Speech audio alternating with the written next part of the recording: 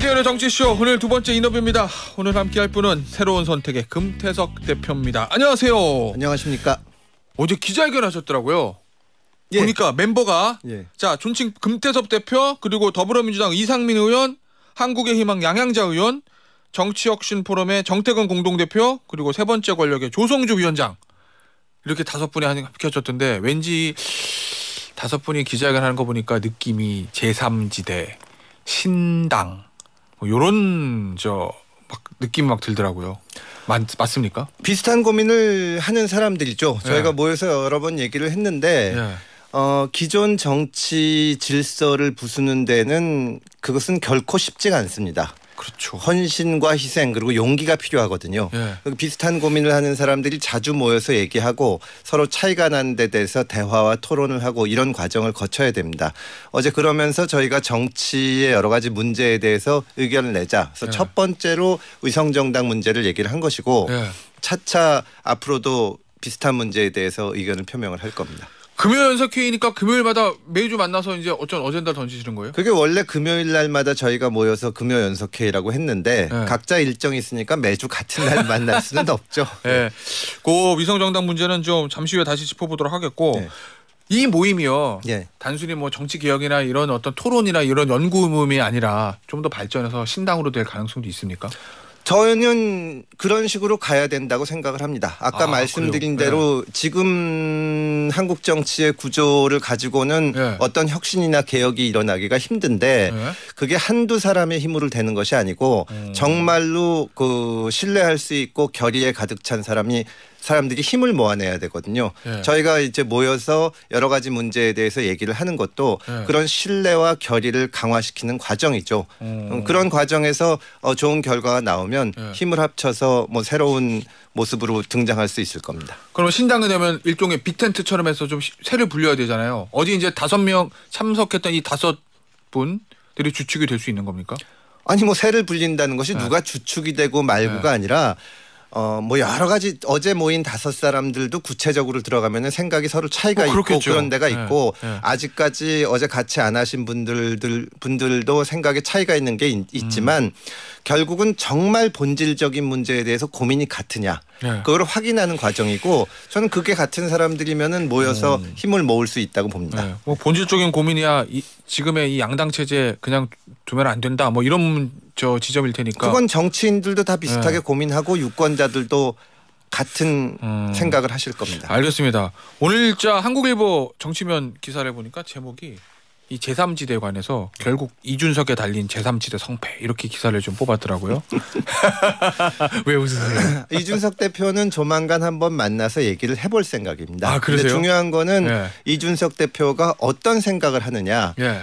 지금 저희가 하는 것과 비슷한 고민을 하는지 예. 아니면 다른 고민을 하는지 최근에 이제 뭐 인요한 위원장하고 논쟁도 있었고 또 안철수 의원하고 언쟁도 있었는데 예. 제가 보기에는 이런 말씀드리면은 인 위원장이나 안철수 의원한테 죄송하지만 그 분들은 쉽게 말하면 국민의힘에서 대리인이나 예. 어쨌든 강한 영향력이 있는 분은 아니잖아요. 근데 그런 분들하고 언쟁이 생긴 거 하는 거는 정말로 중요한 문제가 오히려 묻히고 예. 비본질적 문제를 가지고 이제 가십성 기사만 나게 되는데 사실은 이준석 전 대표도 그런 거 말고 진짜 중요한 고민을 할 거라고 생각을 합니다. 네. 다만 이제 그거는 제가 이준석 대표를 만나서 얘기를 들어봐야죠. 예. 그래서 진짜 정치를 바꾸기 위해서 힘을 합칠 생각이 있는지 뭐 그렇지 않다고 생각하면 그거대로 존중하는 거고 예. 만약 그렇다고 하면은 또 얘기를 해볼 수가 있는 거고 그렇습니다.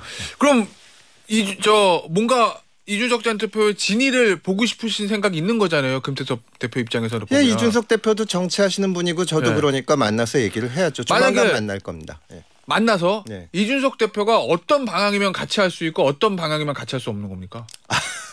그거는 이준석 네. 대표의 생각을 먼저 들어봐야지 제가 네. 무슨 시험 보듯이 이건 되고 저건 안 된다고 말씀을 네. 드릴 수가 없는데 지금 우리 정치의 가장 큰 문제라면 진영 논리, 예. 편가르기. 예. 뭐 얼마 전에 이준석 대표는 패거리 정치라는 얘기도 했는데 이런 것을 깨야 된다. 그러기 위해서 힘을 모으고 서로 다른 거는 조금 양보도 하고 타협도 하고 이럴 생각이 있는 건지 아니면 뭐 그러니까 이준석 대표의 경우에는 국민의힘의 직전 당대표잖아요. 예. 그러니까 자기는 정치 전체에 대한 모습보다는 국민의힘을 바로 세우는데 집중하겠다 이럴 수도 있는 거거든요. 그러면 이제 좀 생각이 달라지는 거죠. 지금 뭐 민주당에도 비명 의원들이 계시지만 예. 뭐 여러 가지 계속 말씀을 하시는데 예를 들어서 뭐 이재명 대표가 마음을 고쳐서 탕평책을 쓰면은 뭐 좋지 이렇게 생각하면 또 다른 겁니다. 저희는 지금의 구조가 유지된 상태에서는 예. 일시적으로 어떤 뭐 변화되는 모습을 조금 겉으로 보인다고 해서 달라질 거라고 생각은 네. 안 하거든요. 이준석 대표도 그 인요한 혁신위원장이 요새 만나면 뭐 이준석을 안아주고 싶다 뭐 포용한다 네. 이런 말씀하시지만 저는 사실은 그게 어떻게 보면은 진짜 중요한 문제에 대해서는 한마디도 안 하면서 네. 겉으로 봉합하려는 거거든요. 아하. 다만 그런 거를 국민의힘 안에서 해결을 하고 싶을 수도 있고 예. 민주당의 비명계 의원들도 예. 마찬가지로 또 나와서 이제는 그런 시도는 너무나 많이 해봤는데 안 된다. 이제는 이 양당 구조를 깨지 않고는 안 된다. 이 최근에 대통령 세 분, 박근혜 대통령, 문재인 대통령, 윤석열 대통령까지 선거 때 하신 말씀하고 실제로 대통령이 되신 다음에 완전히 다르잖아요. 네. 이게 그분들이 개인적인 문제가 있어서가 아니라 철저히 그냥 진영으로 나뉘어서 내로남불하고 편가르기 하는데 편승하고 있는 거 아니냐. 그렇다면 이 구조를 바꿔야 된다. 예. 그런 인식이 공통됐는지 이거를 얘기해서 거기에 대한 진짜 본질이 무엇인가에 대한 인식이 같아야 같이 할 수 있는 거니까 한번 만나서 얘기를 들어봐야죠. 일정 잡히셨나요? 어떤 걸요? 이준석 전 대표의 만남. 개인적으로 만나고 하는 약속에 대해서 제가 여기서 언제 만난다 뭐 이렇게 말씀드릴 수는 없는데 네. 조만간 만날 겁니다. 혹시요 네. 금태섭 대표하고 이준석 전 대표의 직접적인 어떤 연결 관계보다 사람들이 또 주목하는 건 예.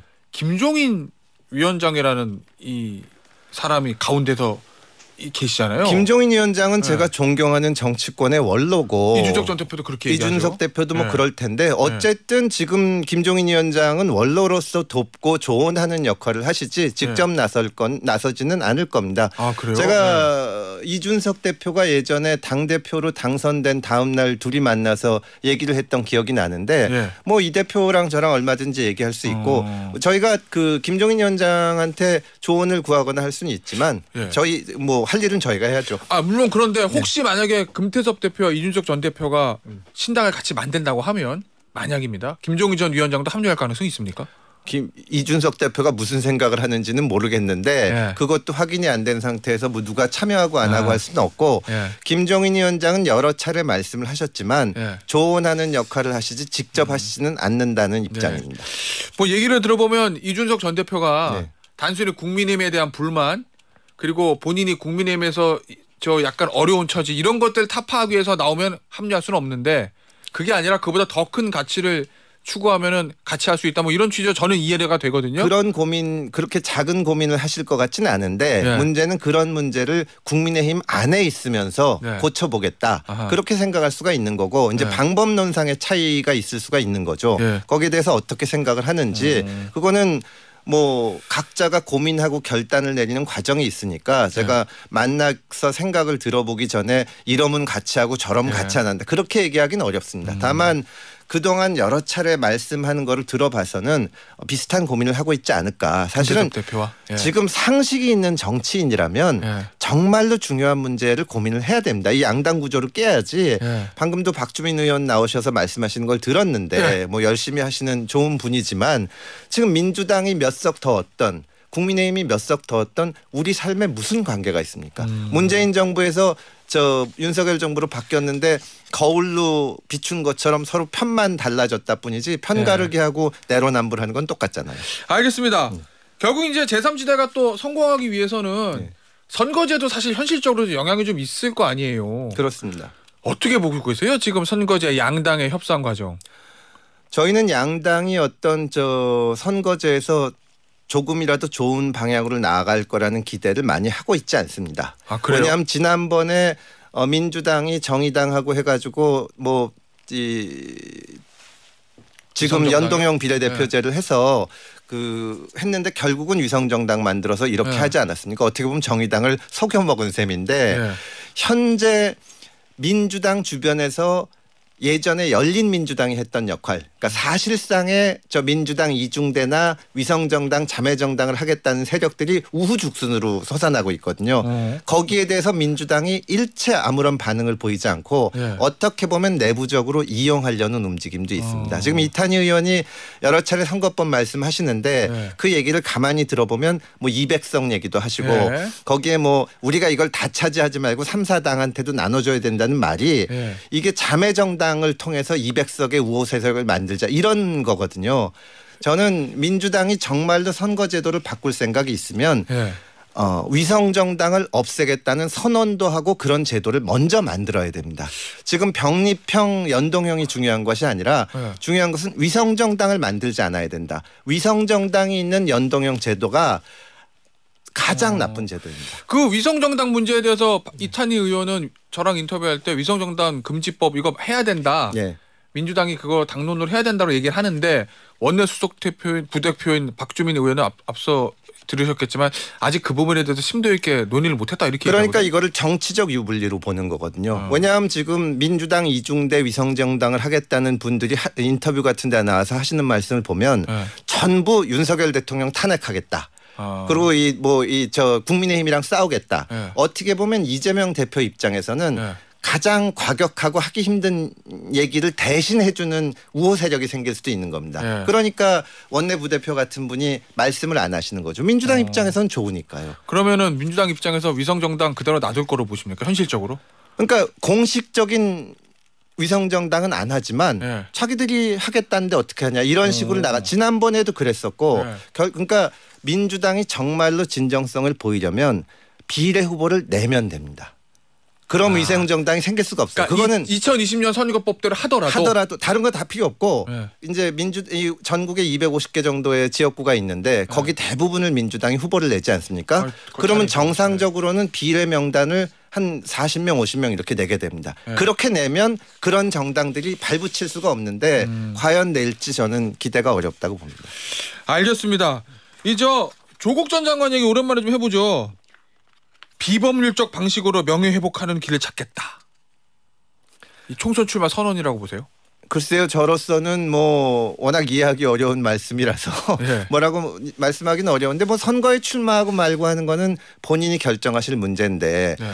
하여튼 만약에 조국 전 장관이 출마하시더라도 비례대표내는 위성정당으로는 안 했으면 좋겠다. 우리가 정말로 더 이상 정치를 망쳐서는 안 되지 않나. 네. 정말 위성정당은 외국에 나가서 설명을 하기가 힘들 정도로 창피하고 네. 반헌법적 제도거든요. 네. 지금 이 조국 당이니 뭐 여러 가지 당들이 이 비례대표 내 가지고 서로 민주당의 적자라고 경쟁하면서 윤석열 대통령 탄핵 얘기하고 하는 그런 세력들이 나올 겁니다. 네. 거기에는 좀 끼지 말으셨으면 하는 바람이 있습니다. 국민의힘의 이뇨한 혁신위에 대해서는 지금 어떤 평가를 하고 계십니까? 뭐 훌륭한 분이고 좋은 분인데 네.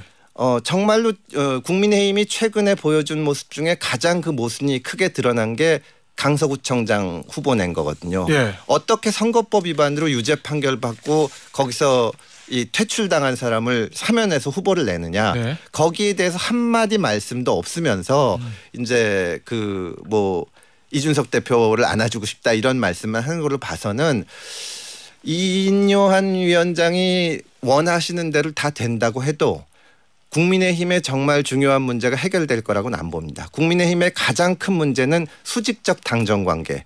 용산에서 한마디 하면 찍소리 못하고 다 따라가는 그 모습. 그거거든요. 거기에 대해서 수술칼을 들이대야 되는데 그거는 안 하면서 홍준표 전 대표 만나고 이준석 전 대표 만나고 유승민 의원 만나고 해가지고 그냥 합쳐서 가자. 네. 합쳐서 간다고 무슨 의미가 있겠습니까? 다 합쳐봤자 용산의 대통령 지시에 그냥 다 따르자는 건데 그거는 저는 의미가 없다고 봅니다. 그럼 핵심은 대통령이 변하는 거고 그걸 변하게 하는 게 혁신의 역할이다. 그렇죠. 그거를 대통령이 변하시라고 기대하는 게 아니라 당에서 지금 당 혁신위원이니까 우리는 앞으로 용산 말을 그렇게 따르지 않겠다. 대통령이 잘못 판단하면 쓴소리도 하고 충고도 하겠다. 이 결의를 이끌어내는 게 혁신위원장이지 거기에 대해서는 한마디도 없으면서 다 힘을 합쳐서 갑시다. 이거는 제대로 된 치료법이 아니죠. 그걸 못하는 이유는 뭐라고 보세요? 이노현 위원장은 대통령한테 이래라 저래라 하는 것도 월권이다 이렇게 얘기하던데요. 그거를 못할 만한 사람을 혁신위원장을 시킨 겁니다. 아 그래요? 예, 저는 그렇게 봅니다. 알겠습니다. 이 마지막 질문 될 것 같은데요. 네. 총선 5개월 남았잖아요. 예. 이 제3지대의 공간 네. 이거는 지금 커지고 있다고 보십니까? 아니면은 정체돼 있다고 보세요? 지금 어제 기자회견이 오늘 첫 번째 질문이었는데 네. 정말로 유권자들이나 정치인들 사이에서 새로운 세력을 만들어야 된다는 기운은 커지고 있다고 봅니다. 다만 진짜로 이것이 성공하기 위해서는 희생하고 헌신하고 또 지혜와 용기를 발휘할 수 있는 사람들이 모여야 되고 그런 사람 10명만 있으면 한국 정치를 완전히 바꿀 수 있습니다. 알겠습니다. 오늘 인터뷰는 여기서 마무리하도록 하겠습니다. 금태섭 대표였습니다. 감사합니다. 고맙습니다.